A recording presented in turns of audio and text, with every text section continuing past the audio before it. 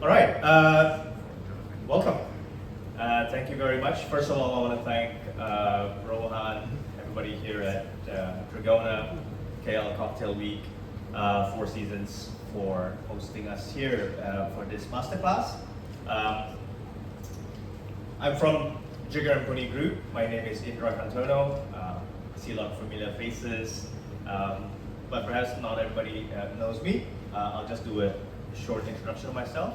The title of this seminar today is called Better Mentorship Through Better Culture. Before I start, maybe allow me to understand a little bit of the audience that we have here. How many of you here identify as a bartender? Identify as a bartender. Okay. How many of you identify as a bar or restaurant manager? Meaning you manage, you supervise teams, you're accountable for things. How many of you here identify as a bar or restaurant owner? Okay, we have a good mix. Welcome, welcome. Better mentorship through better culture. What I'm trying to communicate today is not only for those old mentors. Right? There is always this impression that mentorship is coming from above. So I hope it will be a useful information for everyone. I think this will go on for about an hour, and then we'll leave a little bit of time for Q&A at the end. Yeah. All right, let's get started. Okay, that was the slim me a few years ago. My name is Indra Cantono. I'm Indonesian, but I've lived in Singapore now for about 25 years. I'm not a bartender, never been one. I'm very privileged now to get to work with so many incredible bartenders. I graduated from university with a degree in finance and economics, so I'm kind of like the numbers guy, the business guy in a way. And after graduating, I worked in a company called Bain, where we advise mega companies, Fortune 500 companies on their strategy, how to improve their business. So telling people what to do and having no accountability whatsoever was my first job. After that, I left to do finance, become a private equity investor with an Indonesian company called Kuala, where we invested investors' money. So still have very limited accountability. And I invested in unsexy industry like coal barging and shipyard production, things like that. And then I became a co-founder of Jigger and Pony Group, partly because my wife, Koi, who's you see in the room, she started the bar 12 years ago at Jigger and Pony, and that gave me the courage to also leave the illustrious careers, high-paying jobs. I used to stay 4 seasons, just like, oh yes, part of the job. Now I have to wait for Rohan to invite me. But I became the co-founder, and I'm now the managing director for Jigger and Pony Group. Particularly, I look at our marketing side of the business, as well as business development, new projects, new menus, new changes, and things like that. Currently, I'm co-chair for Tales of the Cocktail Education Committee. Anybody going to Tales New Orleans this year in July? You, Yana, going? Waiting for yes. us to invite. Waiting for us to invite as Waiting well? for Sean to pay. Yeah. So Tales of the Cocktail, what I do there is to help curate the education program each year. I've been doing that for about 3 years now. And a publication in the UK was kind enough to name me one of the 100 most influential folks in the bar.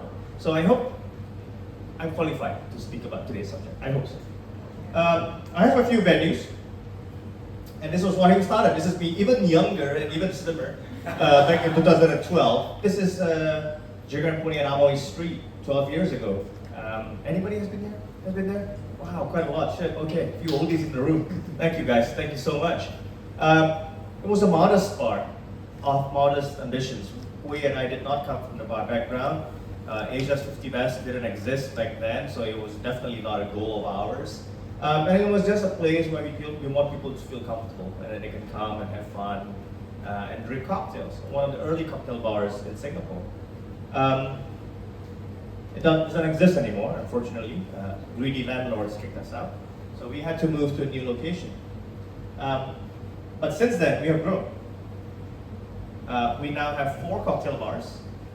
Jigger and Pony, I think many of you know that. We also have Live Twice, a mid-century Japan-inspired cocktail bar. Gibson, we just launched a new menu called Cocktail Supermarket, focusing a lot on ingredients and demystifying the use of ingredients in cocktails. And Sugar Hall, a rum-focused cocktail pub, kind of like a restaurant bar, is focused on rum and rum cocktails. We also have 3 restaurants. Rosemead, a American farm-to-table grill. We have Cafe Fernet, which is a modern Italian with a great view of the Singapore Marina Bay. And Humbag, a modern seafood restaurant and oyster bar. And during the pandemic, like many of us, we bottle cocktails and sell it. So we launched our own consumer brand called Pony. So it's been an illustrious 12 years, really exciting adventure over the last 12 years. And one more thing, sorry for the shameless plug, we've been launching Cosmo Pony. Very exciting. Tonight, global premiere, world premiere, first cocktail served. I think even the guys from Union Group, our great partners in Jakarta, have not tried the cocktails at all. And you guys will be the first to try them tonight at Penrose. So that will be happening tonight at Penrose at 9 p.m. onwards. Cosmo Pony will be opening in July, so in a few months. Tell you a little bit about some of our venues. I'll just go quickly. Right. So this is Cafe Fernet. It's a big restaurant, 130 seats. Restaurant bar. Tales of a Cocktail, top 10 restaurant bar in the world.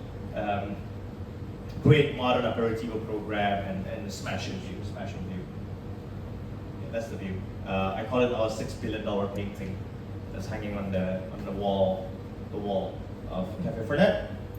That is Rosemead.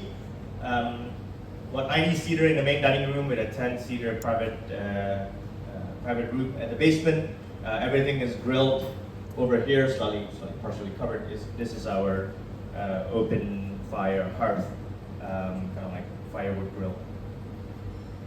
This is Humbag, very modern in aesthetics, very modern in plating, small plates, seafood focus, focusing a lot on transparent sourcing of oysters, fish, shellfish, and everything around the region and around the world. Gibson, very classic and low, quite petite in size, 40-seater. So we have a different style, and some bars that are big, some restaurants, some bars. This is Gibson, very classic in look, but very casual in service. If you've been there, the uniform is like a jacket on top and shorts below, so business casual. Sugar Hall, about 85 seats, so medium size. Rum focused. Some of you may know Sam, Panda Sam. He's our head bartender there. Great food program as well. So it's a bit of a restaurant bar positioning. Live Twice, many of you here also probably know Ying, one of the proudest daughters of KL. So Live Twice, very petite in size, 45 seats. Beautifully designed, kind of like transport you away to 1960s era. And then Jigger and Pony, which is our flagship, 130 seats, high volume, high service kind of environment. We don't do standing, it's full seated experience. You get a choice of the bar, the communal table, the booths. This picture is taken from the mezzanine, so it's quite a big thing. The reason why I go through all these things is I want to tell you that we have different types of venues. We have restaurants, we have bars, big restaurant, small restaurant, big bar, small bar, right? So when we were talking about mentorship, things starts to change. In the beginning, when I thought about mentorship, I thought it was a one-to-one relationship. Perhaps some of you here are bar managers or have somebody who was your previous bar manager who is a mentor to you, or you're mentoring somebody today, and you see it as a one-on-one.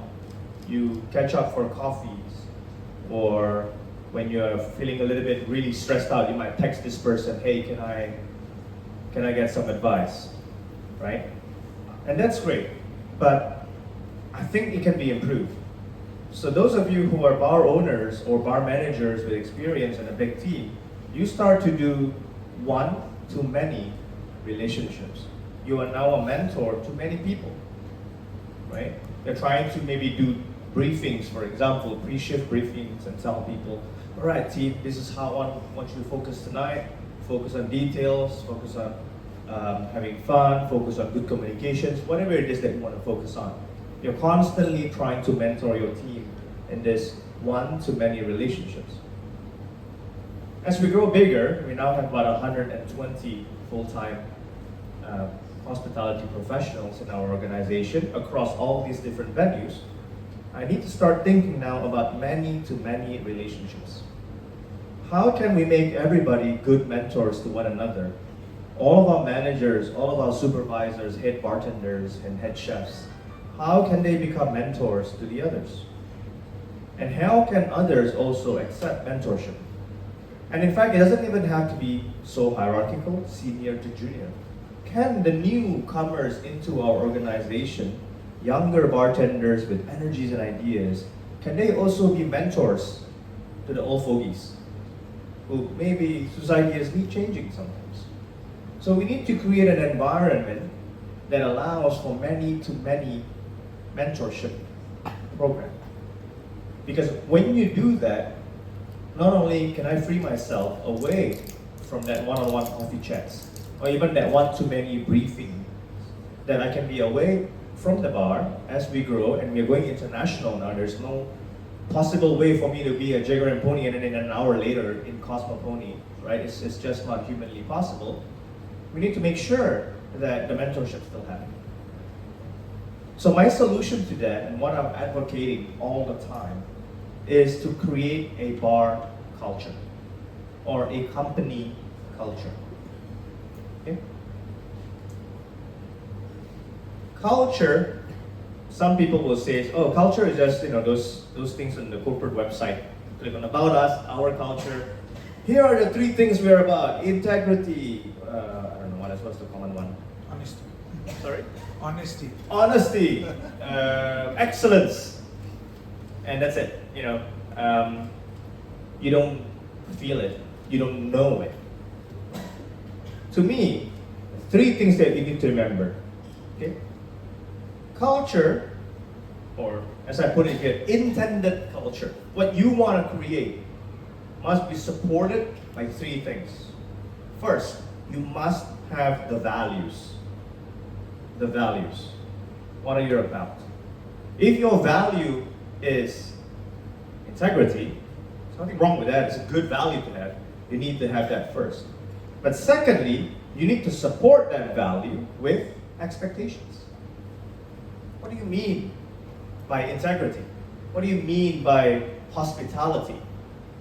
You need to set clear expectations to everyone, from the junior person who's been there for 3 days to the most experienced, tenured superstar you have in your bar.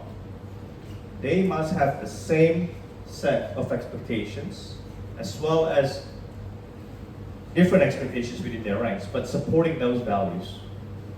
Right? But expectations alone is not enough. Okay? I'm now standing in Malaysia.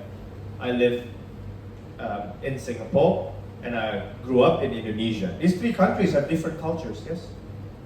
Right? But what do we speak when we talk about culture? Okay? In Singapore, for example, if I ask you to describe Singapore, you might say it's very safe, very clean, very efficient. Maybe a little bit boring. And the food is definitely not as good. Yes! I mean, Singaporeans come here to eat. I don't see many the other way around. To drink, maybe, but to eat, no. But that's what you think about those values. But when you think about those values of safety and cleanliness and efficiency in Singapore, it is well supported by all kinds of things. The MRT works, the airport is great, right?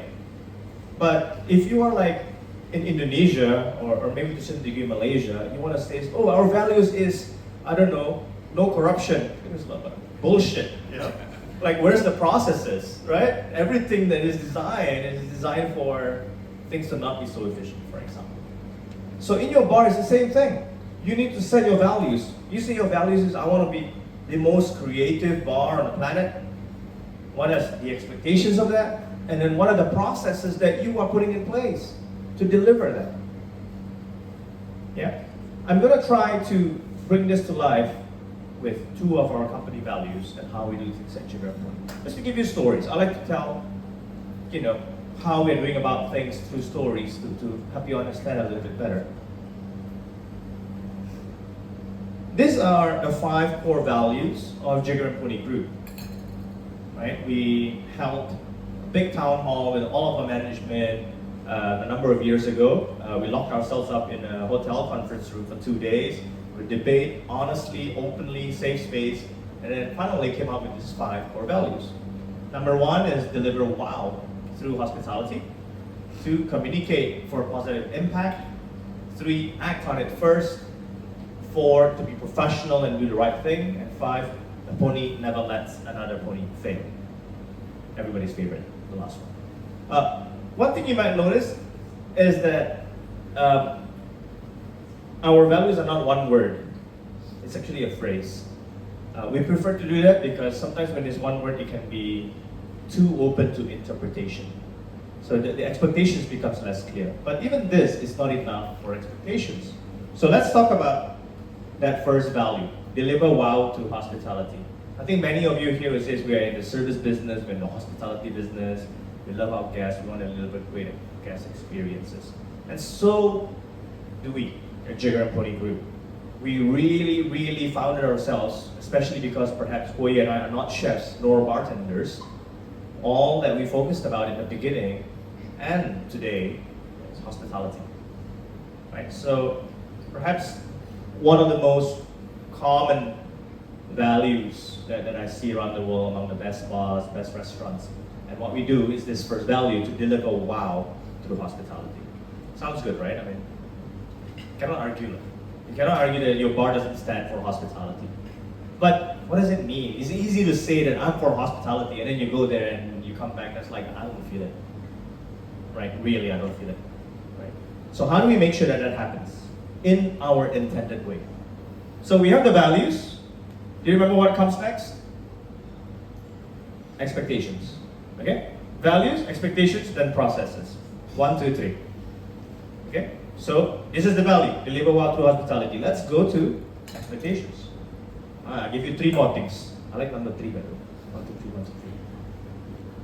So, the word hospitality can be very soft, right? Because it's hard to define, right? When you interview candidates, for example, tell me what does hospitality mean to you? Everybody will give differently, right? It's very different than tell me the specs for a daiquiri, which is a lot more tangible. So hospitality can be intangible, but that's difficult when it comes to expectations. You have to make the expectations more tangible. So for us, we divide hospitality into 3 steps ladder, a pyramid. The baseline is to be fast and accurate. Okay? Fast and accurate. The worst thing you want at a bar is for your drinks to take forever to come. And when it comes, you say, I didn't order that. Oh, I asked for my martini with no olives. So not only have I waited a long time, it comes out wrong. Whoops. You are now in a bad position. Right? Or examples of being inaccurate is like you ask for the bill and you look at it, it's like, hey, I didn't have these items. It makes customers very upset. Right? Fast and accurate is so important. It is the baseline. Without fast and accurate, you can forget about charming. The customer is already upset. Right? Maybe sometimes it even makes it even worse to have a charming bartender who is like totally slow and keep getting it wrong. Right? There's nothing worse than that. Fast and accurate is a baseline expectations. From there, you go to knowledge delivery.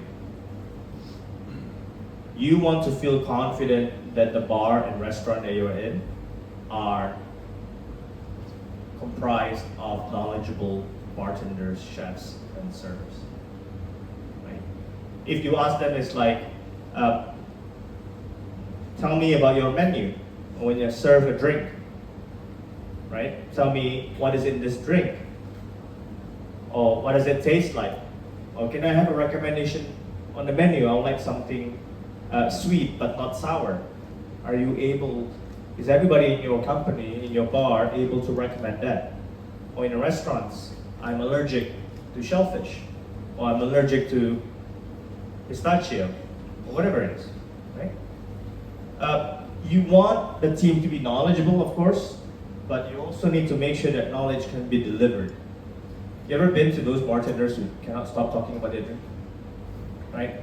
But after about the first two statements, you're no longer like able to process what he or she is saying because maybe they use too much jargons, you know, it's like, I don't know what all this means anymore.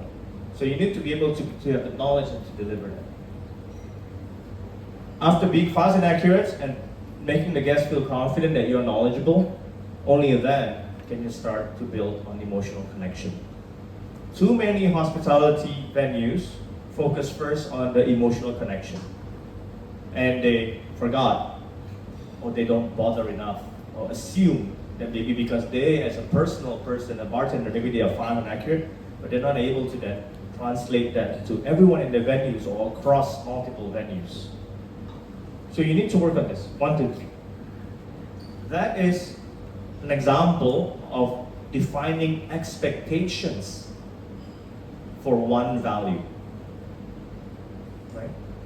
So when the bartender joined with us, like if he or she is struggling with speed or accuracy, like I received this report last night. We receive daily reports, by the way, for our operations. So Jigger has a dirty martini and a lychee martini, and the team mistook the two. Somebody ordered a dirty martini, they poured lychee martini mix into it and then put the olive in it, and obviously the guest was upset. Because yes, your dirty martini shouldn't taste like lychees, right? That is bad inaccuracy. So straight away in the report, hello guys, welcome.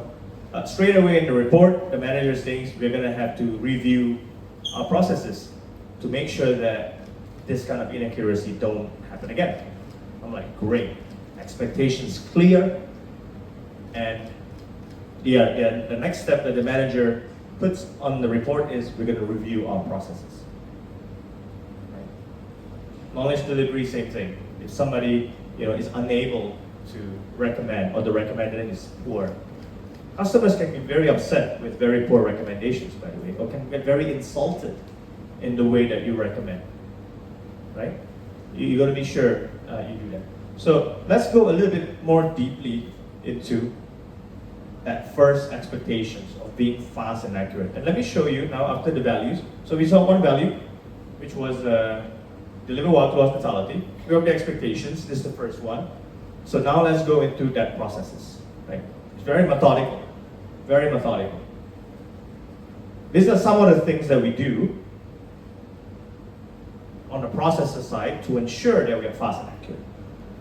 We engineer our menu. When we design menu, it's not all just about hospitality, it's not all just about creativity, right? Some bartenders, they come, the opportunity to contribute 1 drink, 2 drinks into the Jigger and Pony menu. It's my one chance to shine. I'm gonna put all these crazy processes, right? For my drink, I'm gonna do a 6-day lacto-fermented seasonal fruit, and then redistill. And then after that, for the garnish, it's like, I don't know, like tears of unicorns, right?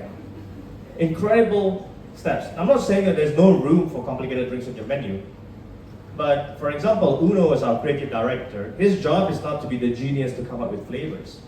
His job is to make sure that the team, when the menu is put together, that it is optimized for prep time and prep consistency, and optimized for round building, to make sure that when this group of 8 people order 8 different cocktails from the menu because they are first time at Jigger and Pony and they are excited, that the 8 drinks come out fast, accurate.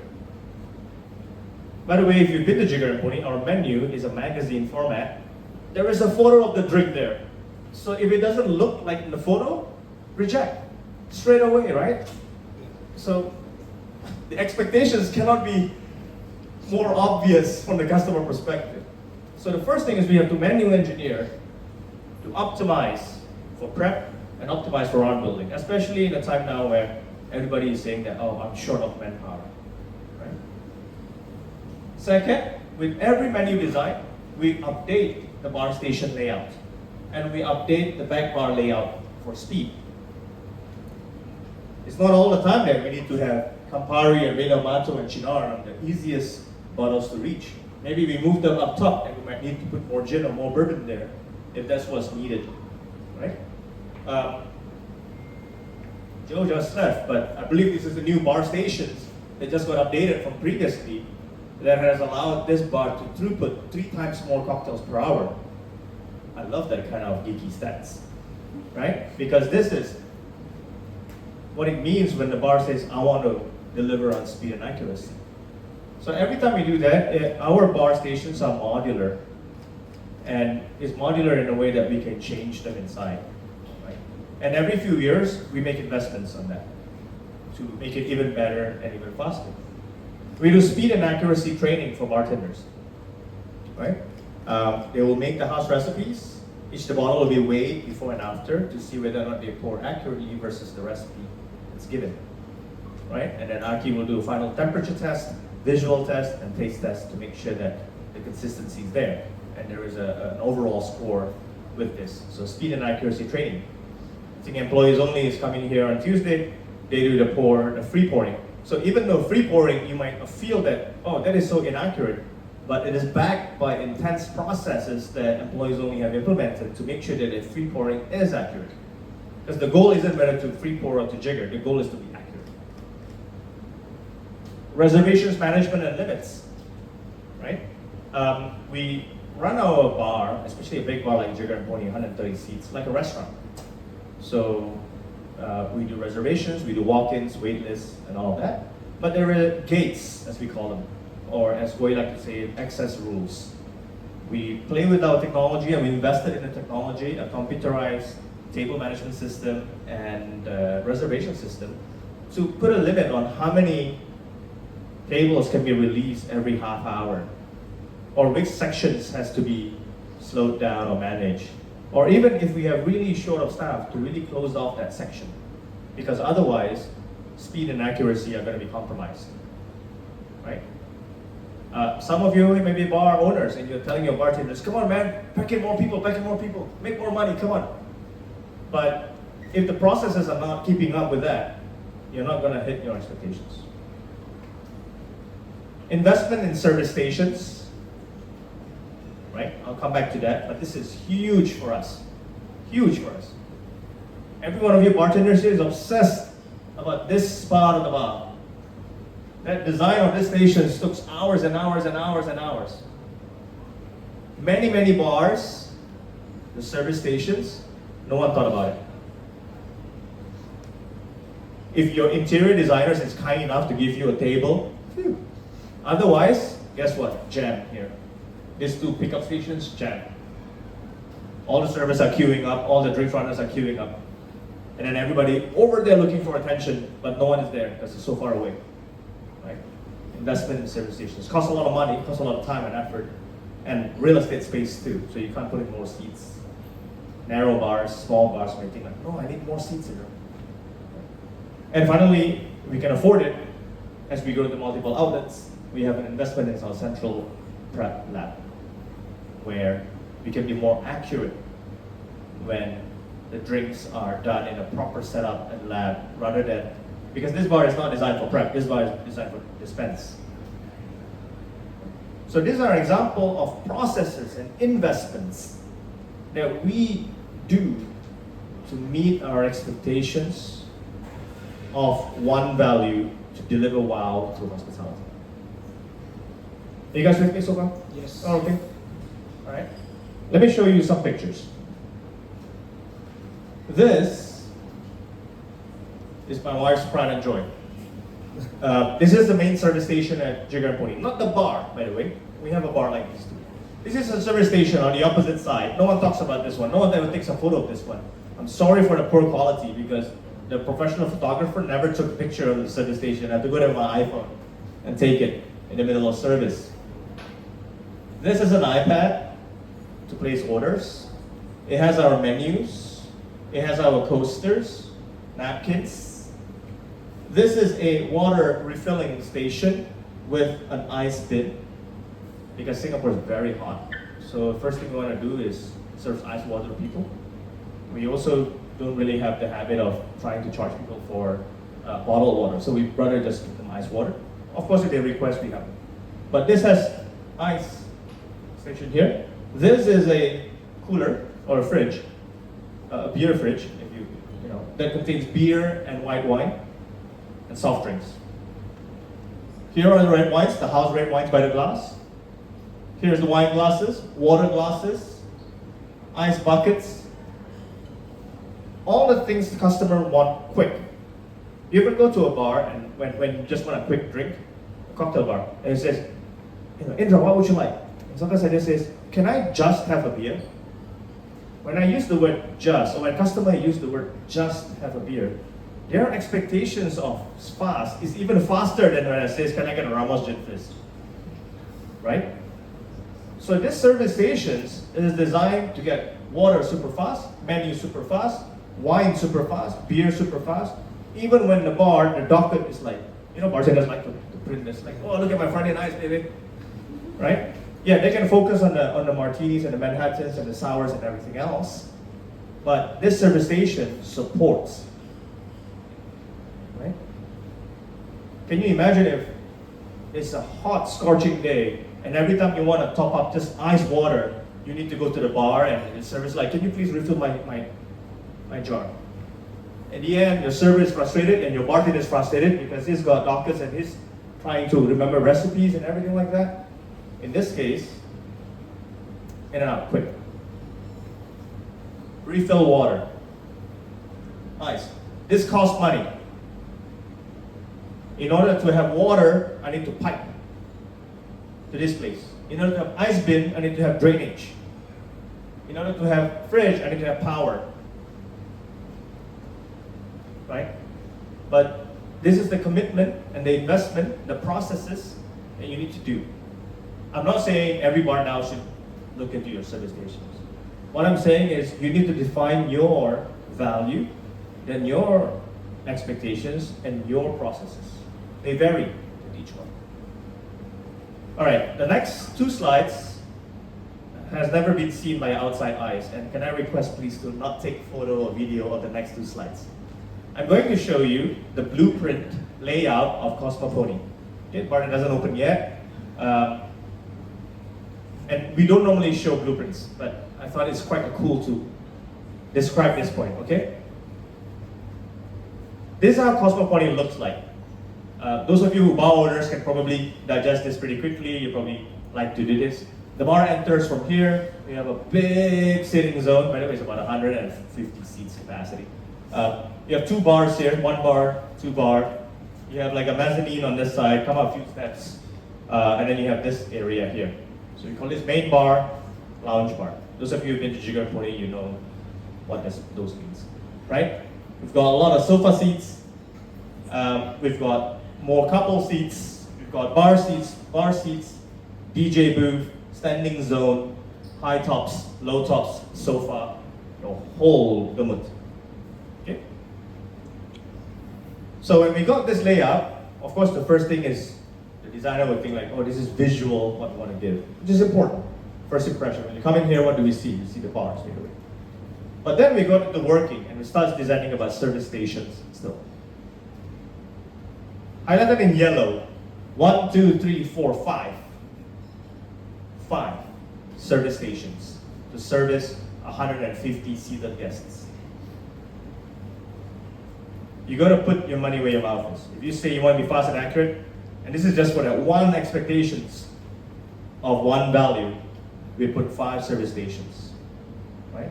And each service station is meticulously designed. Which one has water point? Which one has ice? Which one has menus? Which one has trash bin because you want to clear and people leave like I don't know all kinds of things, tissues, and wrappers, and whatever it is. Which one has chips where you want to top up the complimentary snacks for the tables, right? For example, this zone here have a lot of large group seating. They're designed for large group seatings. We know in Jakarta, large group seatings, they like to order bottles. Which means they're going to keep asking, can you fill up my ice bucket? So, in this station and this station, we will have block ice drawers. Block ice, because another expectations is we want it to be like really good, right? Not just fast, right? Here is the food. This is the kitchen inside here. So this is for the food station. Cutleries, trays, bigger trays, tray slots, condiments. You want Tabasco, you want salt, pepper. That will be here, right? So this is what we mean. You need to design it really fast and accurate and be methodical about process. And then, only then, your value of deliver wow through hospitality feels real. And only then do your team that you mentor agree that, yeah, this company stands for hospitality. They mean it. When Singapore says we want to be efficient, they mean it. They keep building MRTs, they keep building new airports, terminals, and so on and so forth. And that becomes culture. That becomes culture. What you invest, what you put your money on is culture. Right?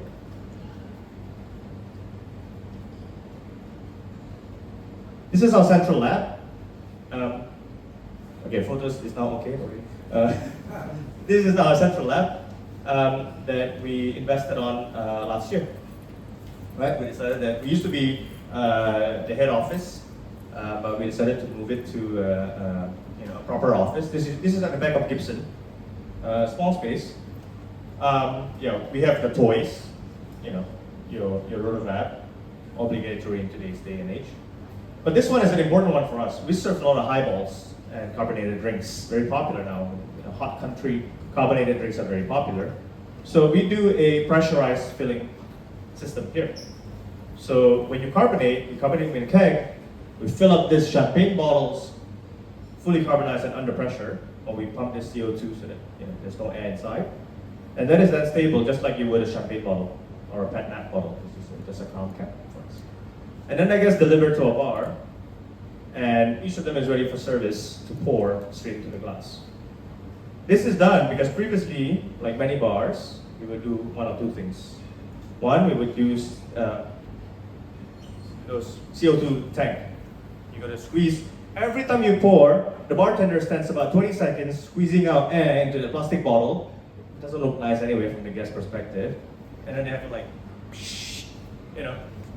And then before that they have to like shake. I don't know. It's like every single time. If you serve 40 of that a night, 40 highball a night, that already adds up to your time. Or the other one is maybe you have one of those like the home soda stream, which then you need to charge 2 times, you need to charge 3 times, and the capacity is quite small. So we invested in this. Now we prepare them in the champagne bottles, and they arrive at your bar, right? And the combination is better. This here is designed for our glassware selections, so that when a team is doing R&D for the next menu, they can come here, and they have all the range of glassware there. We also, on this side, you can see, but these are like new product samples that suppliers send us. Sometimes they come to one bar, or they come to Gibson, it's like, hey, Gibson, I have this new bottle of gin, a new flavor expression, or a new something. But the bartender at Sugar Hall doesn't know that there is this product, and doesn't have the samples, and we're not gonna ask them to send 5 samples. Right? It doesn't make sense. But by having a centralized lab, they can then utilize all those things if they choose to do so. So investing in a lab is not about being cool and having toys. It's about how can you make your processes better. Put your money where the mouth is. Right? Still on the first value of hospitality, we now go into the second set of expectations. How to make sure your team deliver knowledge. Okay? Again, I don't leave it to chance. You can't leave it to chance. You create processes and investments to make that happen as a culture. So what do? First, we design our menu. The latest menu at Jigger is called Smash, with cocktail photos and information. Straight away, you don't need to answer questions from the guest. How is this one served? Right?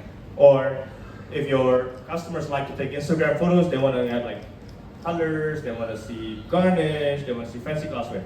We have that information already. We also invest in a CRM system, right? CRM stands for Customer Relationship Management. Basically, you capture as much customer data as possible to better our service. So this is also partly why we take reservations and all that, because it allows us to log way more information than before. But we capture the guest dietary needs. During briefing, we can already say, hey guys, watch out, table 25, very allergic to dairy, right? And these are the cocktails you may not want to recommend. Don't recommend the Ramos Gin Fizz, right? You're allergic to dairy. And certain requests. We can already log that. We have our own internal training academy that we call Pony Academy. It's virtual because nobody likes to gather in classroom settings. Well, I'm grateful for this, but it's very hard to do internal training like this all the time without adding too many hours onto their long shifts already. So we then deliver that in a digital format. And being the great Singaporeans that we are, we love tests. Test, all the time. Exam. Let me show you pictures. This is a smash menu. It's in the form of a menu zine. It's gorgeous, beautiful photos, but it's packed with the necessary information, the basic information, to deliver knowledge to guests. So you don't have to wait for the guest to ask you. If they want, of course, the team has this information too, because they are very familiar with the content of the menu. It doesn't reside in the head of the head bartender, right? Somebody wants to order the Champagne Ramos Gin Fizz, they know this is how it's going to look like. They know that there's this garnisher with the pink in the middle, that this is classic with a fresh layered approach. So they're already thinking this is a layered drink. We have the ingredients here, clearly stated in red, and we have a bit of a blurb about the technical side or the flavor expectations of the drink. Simple. Sure, some guests don't read it, but when a guest is looking for knowledge, this is another avenue for us to do. Takes time, by the way, to have a photograph-based menu means that all your cocktails has to be completely ready 3 months before you launch. Because you have to do a photo shoot, has to have the right glassware and the right garnish. And after that, can't change. Can't change glassware. Tricky if you do. You're gonna have to almost reshoot and reprint. But we invested in it, in that process, the discipline to do so. Pony Academy, right? This is open only to Pony employees, ponies. And what we do is that when you join us, welcome. We give you the password for Pony Academy and you log in. There's orientation, our venues, essential HR stuff, spirits manual, Jigger and Pony bar basic videos. We film videos of Aki and Uno and our bartenders pouring, stirring, shaking, so that they can refer to that. And bartender's handbook, recipes, Jigger and Pony classics. If I order a white lady and Jigger and Pony, what is it like? Right? The first thing that they need to do before they can independently run a station at Jigger and Pony is to pass the concept test. So here is the Jigger and Pony concept test. Cafe Fernet concept test. Concept test is very simple. Why is it called Cafe Fernet? Right? I hope we can answer that. Because if we can't, then the customer will he doesn't even know what the name of the bar is. I'm not sure I can ask him about the cacio e pepe. Right? Well, maybe the popular questions, are you guys part of the Jigger and Pony group? What is the internet password? What time is last order? Where's the toilet? What else? What's the most popular dish here? Right? Simple questions. Basic concept test. Why is it called Trigona? Right? Important. Stingless honeybee. Focus on the bar, on Malaysian ingredients, and so on and so forth. You're gonna pass this test. We put tests there because what we found is that tests motivate the staff to soak in the information. There's no penalty for failing the test. Well, there is. You can't progress. But we're not gonna fire you if you fail the test. We just schedule the next test for you. Right? So the encouragement is there. And then the tests kind of step up. We have mock test 1 on the bartender's handbook and mock test 2, and then they will come down and sit down and do written tests. We do written tests for, if you are a bar back, for example, joining the bar team, you have to do a recipe test. You have to do a basic bar products knowledge, basic bar techniques knowledge. And then if you want to become a bartender at Jigger, you also have to pass a practical test where Aki and Uno will sit in front of you, pretend that they're your guests, and be a little bit challenging. I mean, we have the curriculum, what we're looking for. We're looking for 3 things. We're looking for hospitality, knowledge, and technique. Right? So these are the tests to ensure that the team is aware that knowledge delivery is happening and it's important. So we must first give them the information and then train them and encourage them to learn how to convey those information. So far, okay? Very Yeah? good. Clear, right? And the last one is emotional connection. Only after 1 and 2 are done. Some of the processes, the CRM system, once again, we capture special occasions and visit history. So for example, pre-shift, our team will send a pre-shift report in the group chat, right? And it will capture that this table is celebrating birthday, that table is hosting guest bartenders in town, that table is a promotion, and things like that. Visit history, that one is a VIP guest, usually comes here with a business clients. That guest, we screwed up their last visit, spilled drink on their shirt, let's do some TLC. This kind of CRM information allows your team to be more prepared to emotionally connect with your guests. To be able to say, welcome back. To be able to say, surprise, happy birthday. To be able, if they are a bartender coming, for our bar host to come and say, welcome to Jigger, would you like us to give you a tour? Right? Or if you screw up, then the manager who attended to that person last time to come here again, thank you for coming back. It really means a lot to us. Anything you need tonight, please let me know. How can we make your visit more memorable? Right? I'm pretty sure at 4 Seasons, it's already being captured and everything, right? Bars and restaurants, even independent ones like us, have to learn how to do it like that too, with this CRM.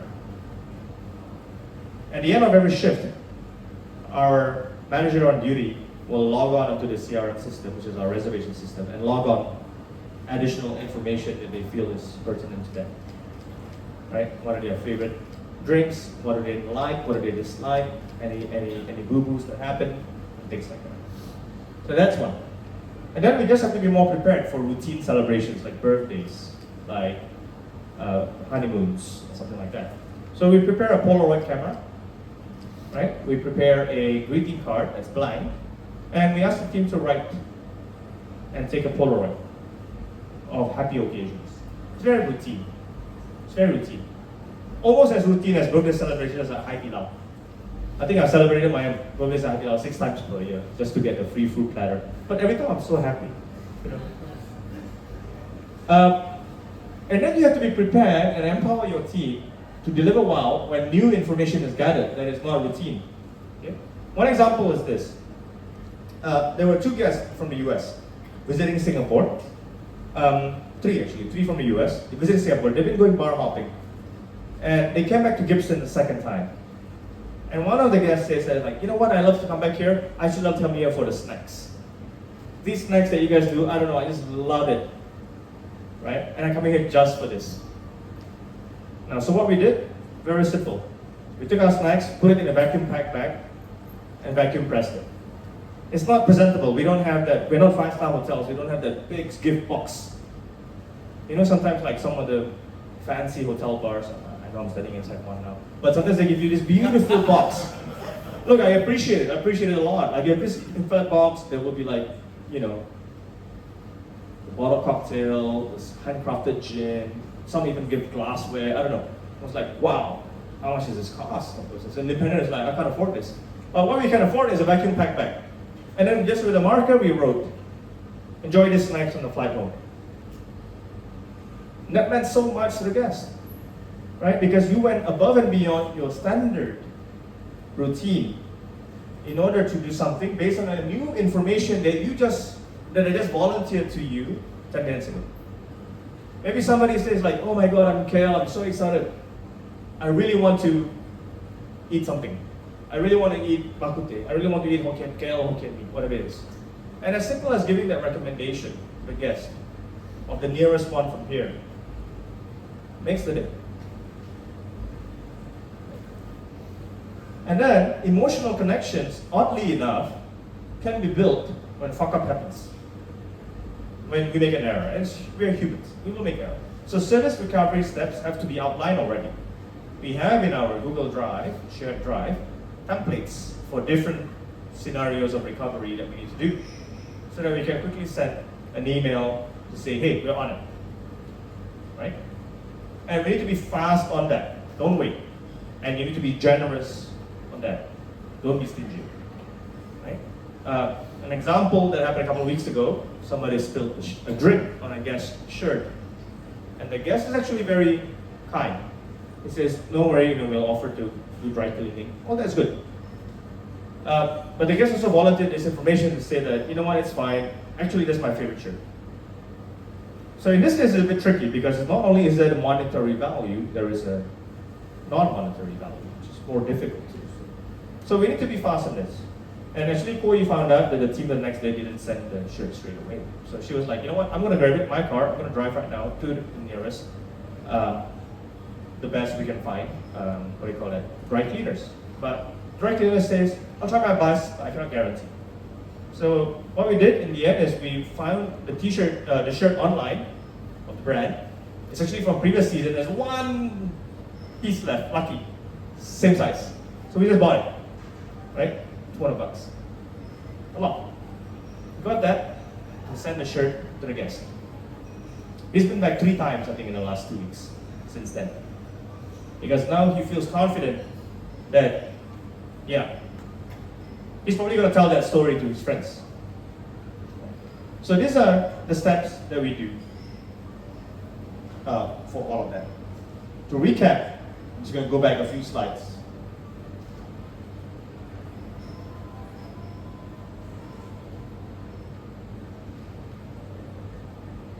From that one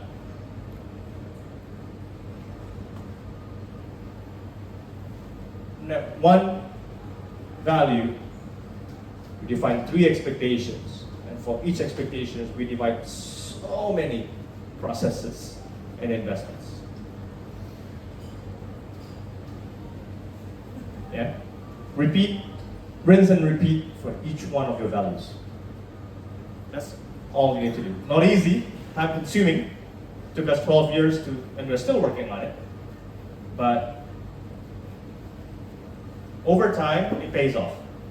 Over time, you want to hear people say, like, it's not fair, of course those guys can do it. No. Those guys work hard to build it. Bit by bit, process by process, investment by investments. Yeah? How are you guys doing? You guys doing okay? Do you want me to tell you more stories about another value, or are you good? Another value. Another value? You sure? Okay. Let me go to my favorite value.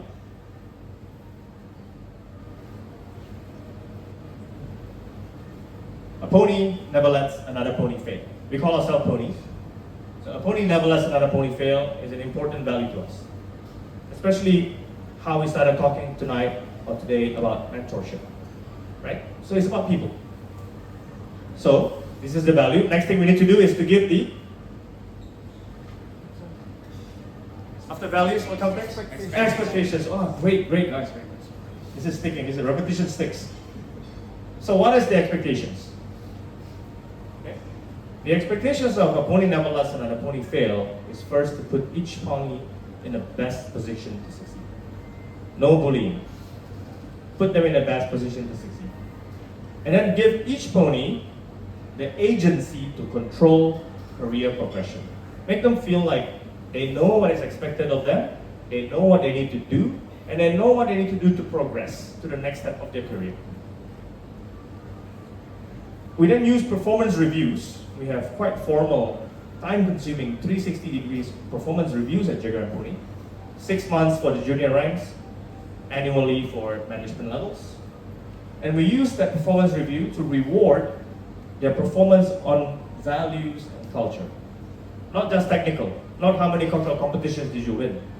It's how well did you subscribe to our values and to our culture. And every day in the shift reports, like an example I gave just now, we ensure that our values are demonstrated each day.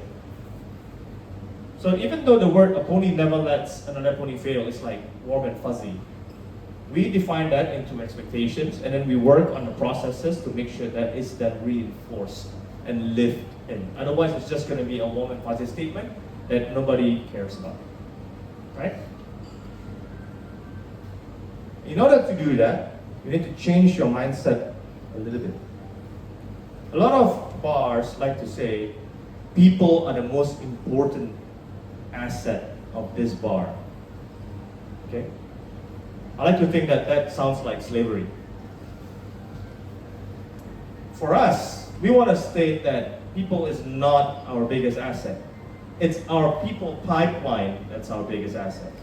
A pipeline is the processes in which you recruit, you train, you coach, you grow, and at some point, for many of them, they graduate, they leave your company, right? Don't be slave owners. People have a right to control their own careers. Some will grow with you, and I hope many of them do, and some will grow elsewhere. But you need to create this pipeline of people being able to join at different levels of the organization too. Doesn't mean they have to just join at the bottom and they have to go to, this is not the army, you know, it's not like that. So we need to develop the pipeline, attract talents at all levels, develop them up, and graduate them as appropriate. And this includes you, by the way, as the owner, as the manager. Your role will change. What got you here won't get you there, right? When we first opened, we have one bar, Kuala was the acting general manager. Then we have 2 bars, she is the acting group general manager. Now we have 7, she's the group hospitality director. Really, shouldn't even be that. Over time, will be more of a group managing director, right? Because our role have to change. And only then can your people pipeline continue. So what do we do in terms of the processes? We have defined career paths, which I'll describe in a second. We do our performance reviews, and we do tests and audits to measure the skills against the SOP. This is the 7 career ladder within Jigger and Pony Bar team. Okay. On this column here, in the middle, are the ranks, the titles. And here on the left are what we call mindset. And each title has a very defined mindset expectation. Again, we define the expectations. When you first join, if you do not have any experience in bars at all, you join as a bar apprentice. Pretty common. The mindset there is to learn. Soak it up. Go to our Pony Academy, go to bars, read books, observe, and learn. Once you become a bartender, go hustle. A bartender, you have the skills and knowledge to make all the drinks on the menu. Go hustle, work hard, master that station, deliver hospitality, say hi to guests, crack a joke. You get promoted to become senior bartender, where our expectations of you is you become an expert of your craft. To be honest, when I go to our bars, I hope the person behind the bar is not Uno. That is actually the senior bartender. Because the senior bartender is the one that is most comfortable in that station. He or she is usually the one that is, when you watch bartend, it's like, oh my God, I love sitting in the bar. It's that kind of thing, right? You put Rohan to that behind the chick, you might need to, you forgot already, like where is the glassware? You might need a bar back to help. But here, senior bartender is great. So this has blue color, and then this is green. The blue colors, we ask them to just focus on themselves. Never mind about managing the team. Focus on your craft. Focus on what you do. And please don't come and tell me it's like, oh, that guy not doing his job lah. You know, you shouldn't be the manager lah. The manager is no good lah. Don't worry about it at this level, okay? You just focus about your assigned stations, your drinks, your hospitality. Right? And be an expert as much as you can. Then, after that, is that big shift towards management. We have a title we call assistant principal bartender, where the mindset is now changing towards management, and the first step of management that we give is teach. Don't need to lead the whole team yet, just teach somebody. Teach a newcomer. This is how we do things. This is our steps of service. This is how we use 7 rooms, our reservation system. This is how we use our POS systems, right? This is how you do refunds. This is how you, whatever it is your steps. This is how we do prep. Teach. When you're a principal bartender, you have to lead. Now you're responsible for the team in this venue. Lead. Make sure everybody communicate well with one another, is working well towards one another, meeting the job expectations that they do, right? Always in a bar, somebody don't like somebody, not talking this week. Okay, principal bartender needs to address that quickly. Sit down with both of them, sit down with each of them, and say, hey, what's up guys, come on, right? After that, you go into operations manager or bar manager. Here, the mindset is to own. Not necessarily owning the business, actually, it's more owning the problems. Pipe broke, bar is flooded, call the bar manager. Light bulb on that one is flickering, bar manager needs to fix it. Okay, we're an independent bar, we cannot just call engineering.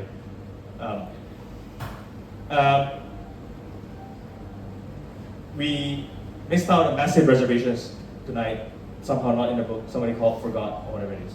Or one of the drinks, or the new menu launch at Jigger, this is a good example. The new menu launch at Jigger attracted so much enthusiasm, the team couldn't keep up. Because it's new, the prep is more manpower intensive because they're not so used to the steps yet.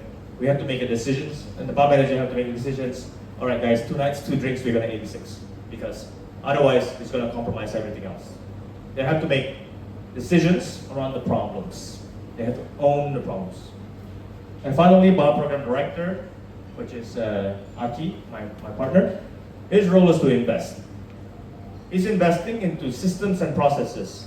He designs the tests.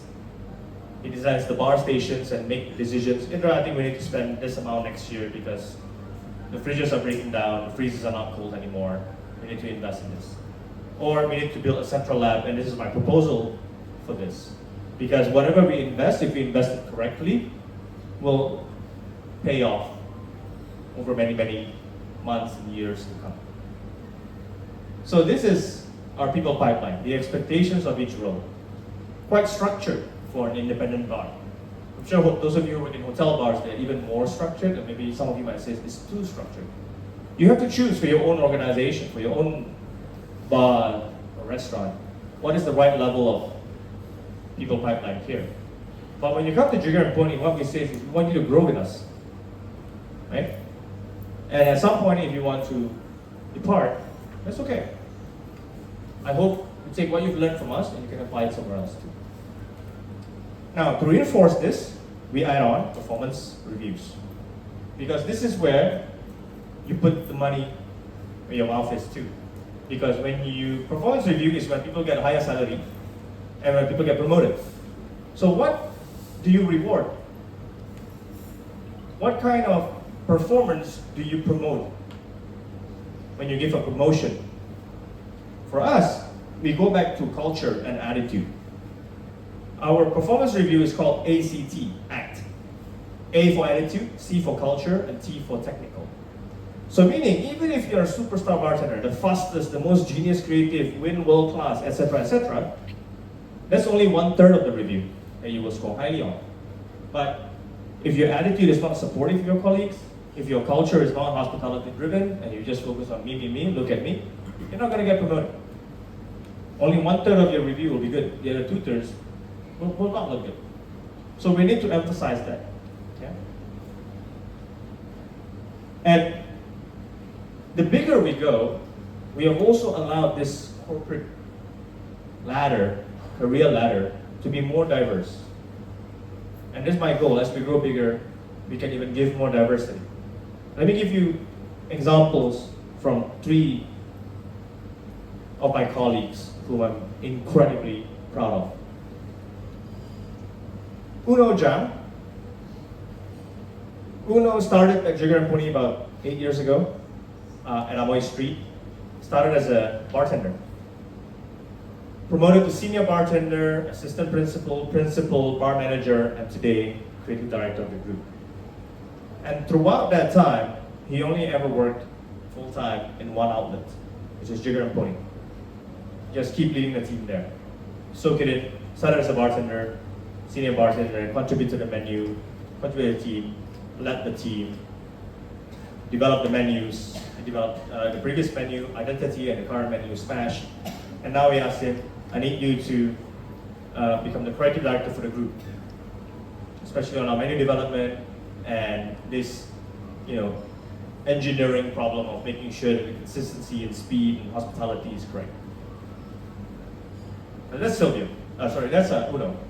And also, we've made him partner in the group.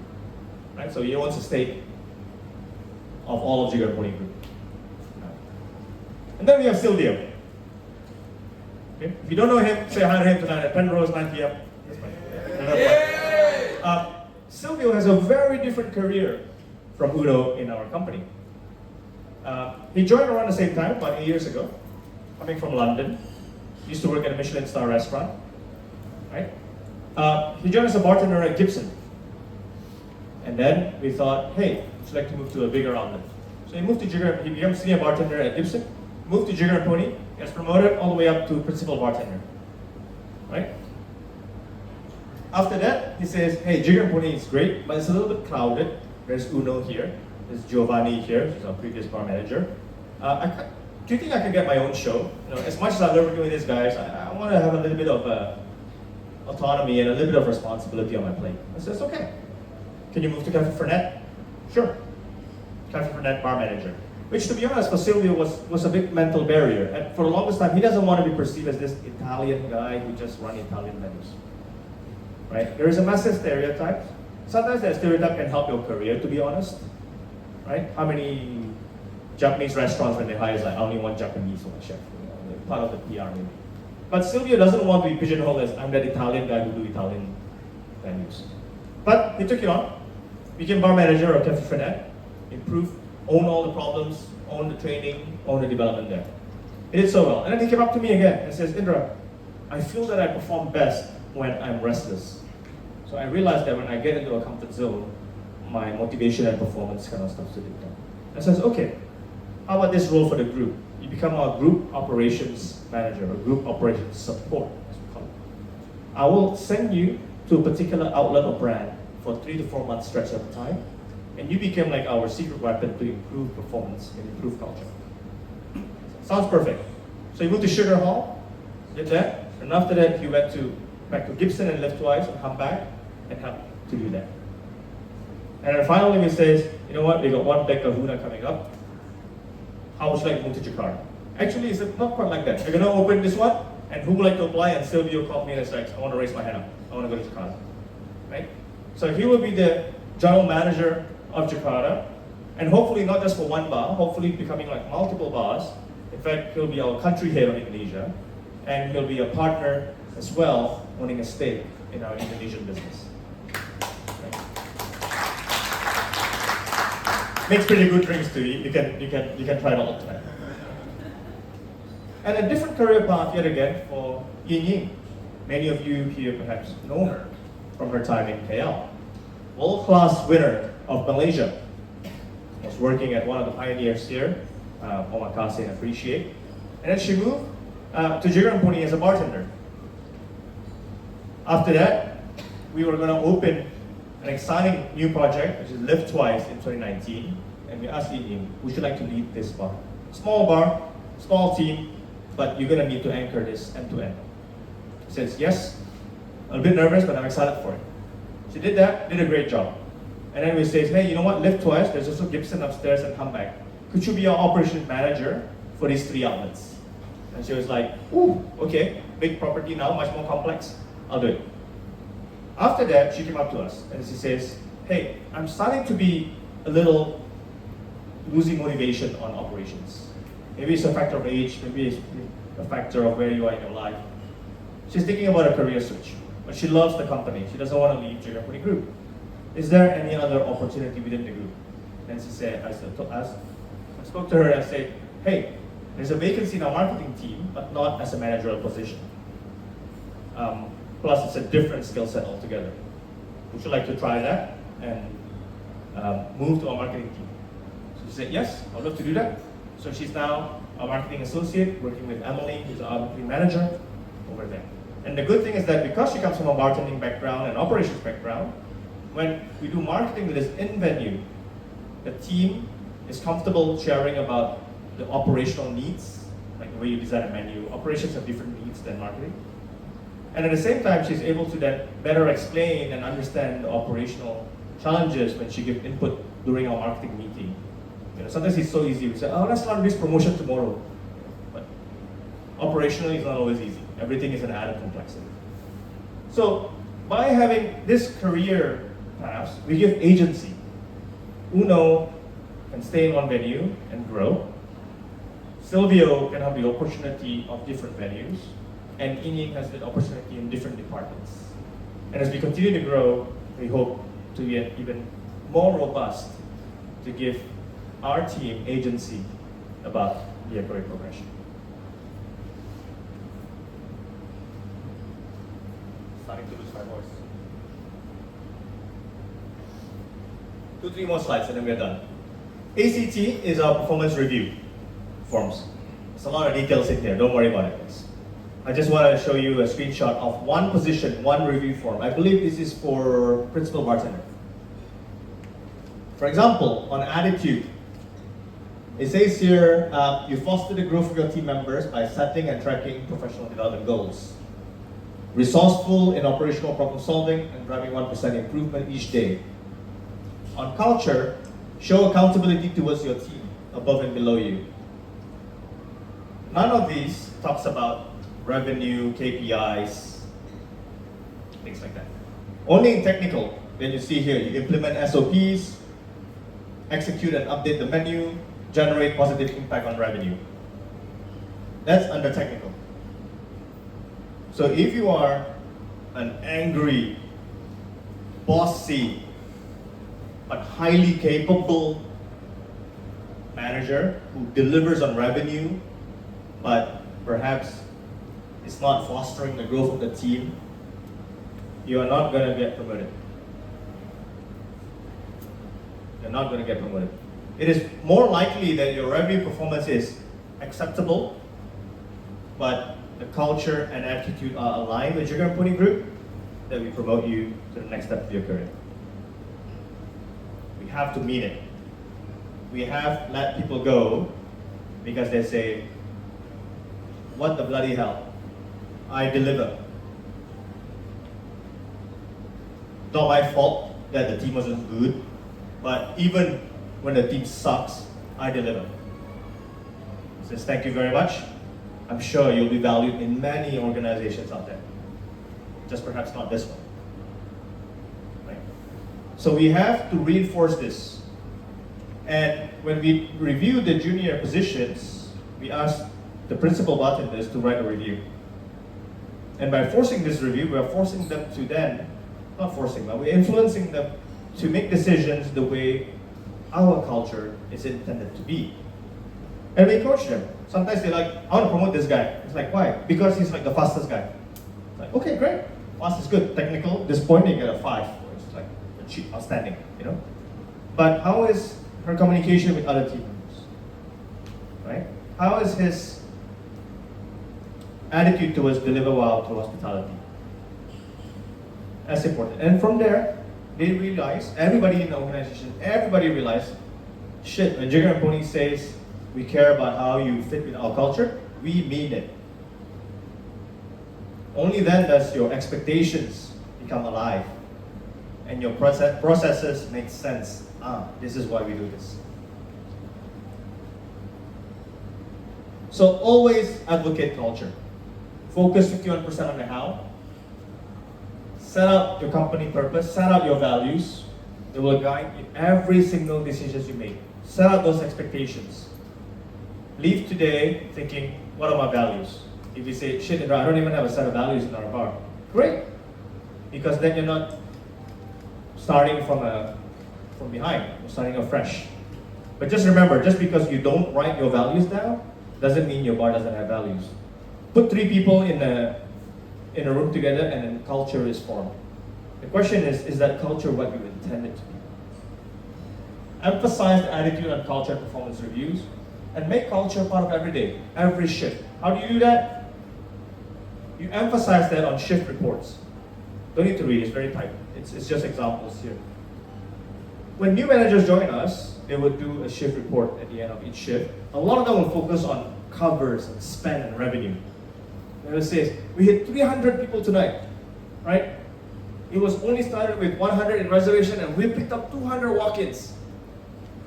Spend last Monday was the best for a Monday night. It's like, don't worry about those numbers, guys. I can see it from the I can log it into the cloud base. It's not cloud based. I can generate any report I want. Thank you for sharing that, but that's not what's important anymore. What is more important to me is, could you share with me stories about our culture? Because I cannot be there tonight. I'm in KL, I'm in Jakarta, I'm at the other outlet. Could you please share? I want you to share 2 things. One on the top is about our interaction with guests, and another one is about staff information. What do we ponies do? And please highlight situations that support our values. So for example, do we deliver well to hospitality? So it says here, Miss Sarah Rouse, back with us in April, came with her husband, her toddler, and a friend. Enjoyed the dishes, diversity of wine list, and our service. We offered to cook pasta for the toddler.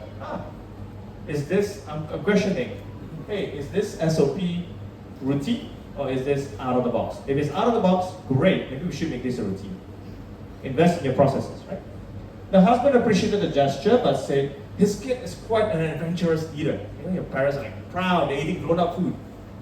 He picked the cream corn, pumpkin, and bread for the kid. Miss Peony celebrated her birthday with us in the private dining room. 3 bottles of Bachelet Mono Premier Cru something.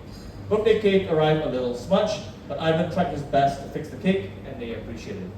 So the guest brought the cake, smudged, not our fault, we'll try our best. Right? Examples of just, do we have the processes to deliver them? Staff information, floor team was good, we just need more attention to Julian. Performance was not so perfect. Especially we need to guide him more precisely about extension table, recommending drinks, working SOP during the busy timing.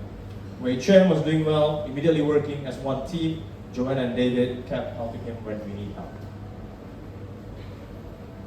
Clear, right? It's focused a lot on the values and focus a lot on our processes. That's the kind of report we want.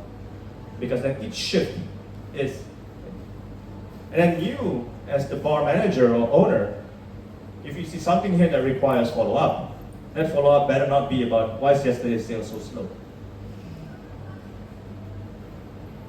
And if all goes well, this came in yesterday, a review on Google that I felt like so warm and fuzzy when I received this yesterday. I think this is the most recent review, not lying, the most recent review, you go Jigger on Google. Drew Hampton, 19 hours ago. This was one of the most singular, unique bar experiences of my life, and it was because of the staff and the drinks they made. I spent the night chatting with Celine, Adrian, and Daniel, and they were incredible. I was only going to stay an hour, it became 4 hours, even though I visited Atlas earlier in the day. Great bar too. The camaraderie between the staff is something I've never seen at any restaurant before. They truly cared for one another and lifted each other up. It took me a while to realize that several of the drinks were created by the bartenders on staff, each perfected over the course of several months with input from one another. Great knowledge delivery here. I sat next to a person who opened bars for a living. Wasn't me, eh? Wasn't me. And he told me that this is one of his favorite bars in the world. And it didn't take me long to realize why. They truly do care, they do their best, the atmosphere is intimate, and the drinks singularly unique. This is everything that makes all that hours, blood, sweat, and tear worth it.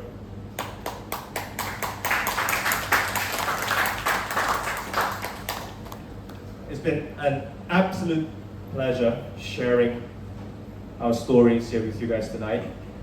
I really look forward, and I have been truly feel welcome here in KL and KL Cocktail Week. First one ever, and what a standard you guys are setting. Looking forward to drinking some more with you guys tonight. And again, if you're ever in Singapore, give us a shout out. We'll be happy to welcome you at the bar for it. Thank you very much.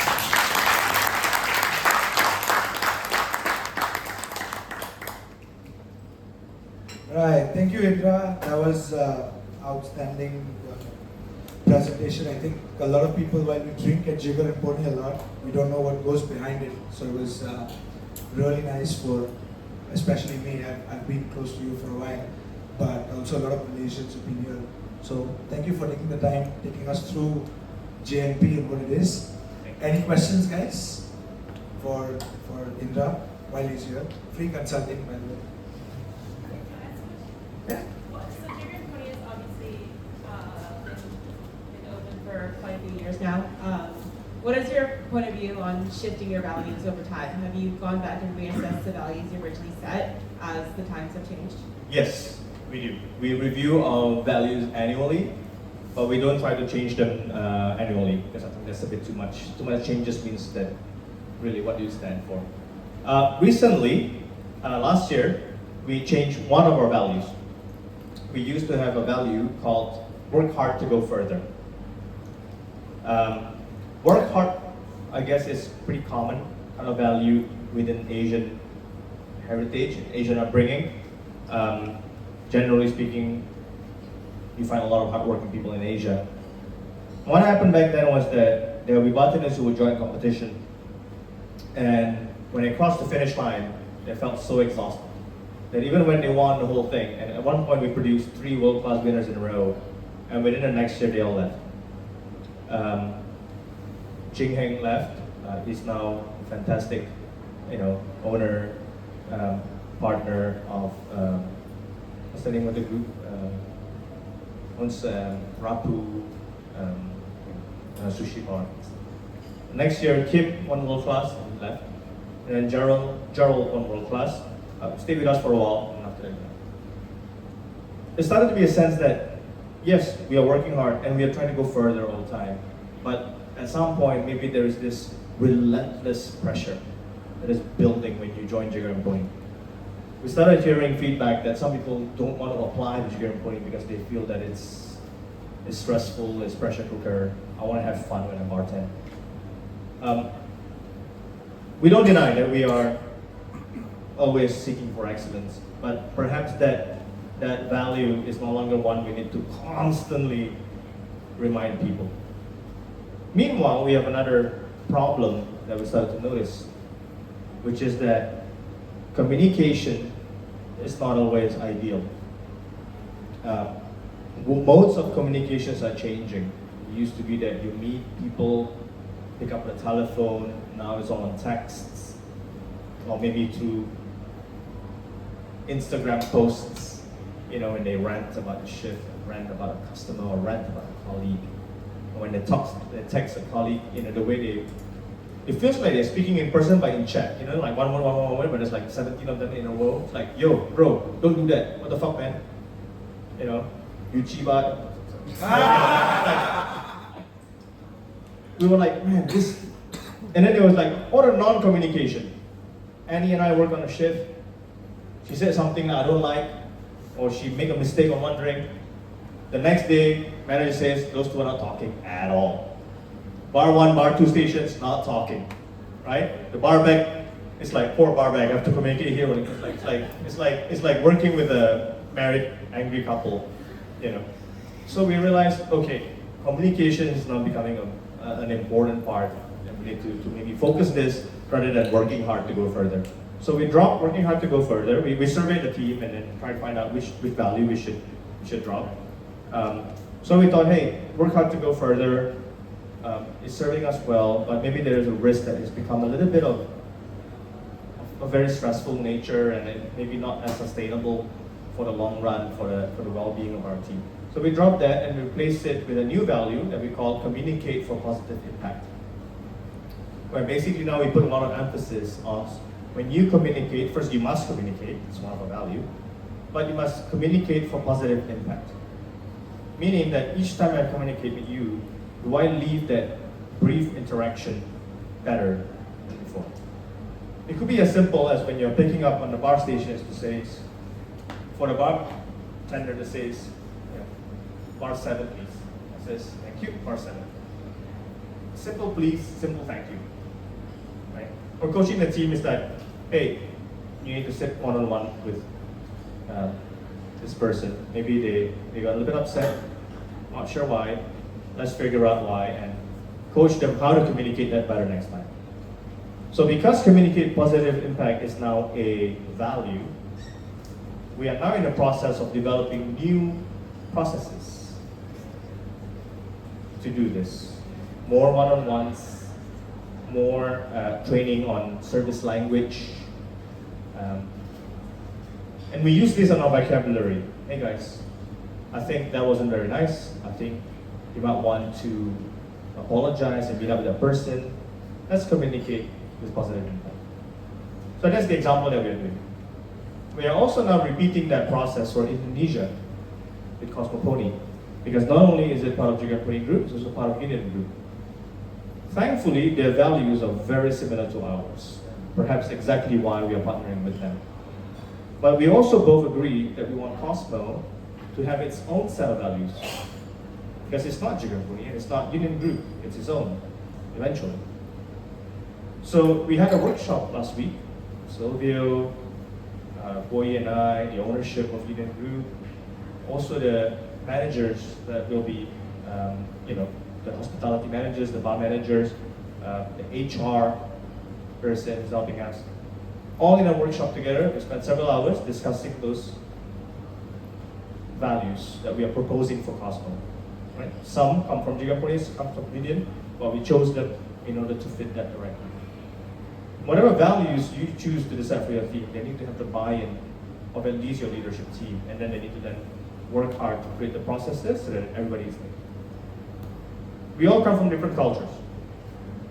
Annie, you come from New York. I come from Indonesia, but I live in Singapore. Over time, the place around us became our cultural influence, right? Rohan, you come from India. Like, we have different cultural, whether we like it or not, the environment around us influence who we are and how we make decisions and what is important to us. In your bar, you can do that too. Right? You can do that too. So for example, perhaps a bar in America is great at bantering.